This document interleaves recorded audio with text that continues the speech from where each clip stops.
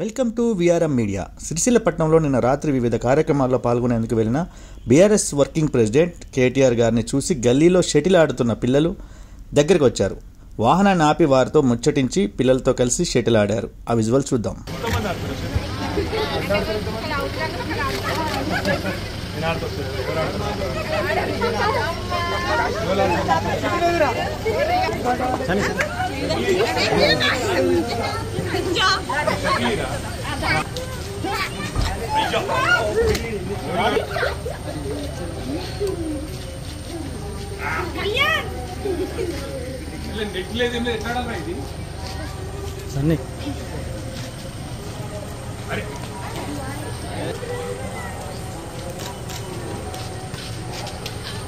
నాకు రాదనుకున్నావారా?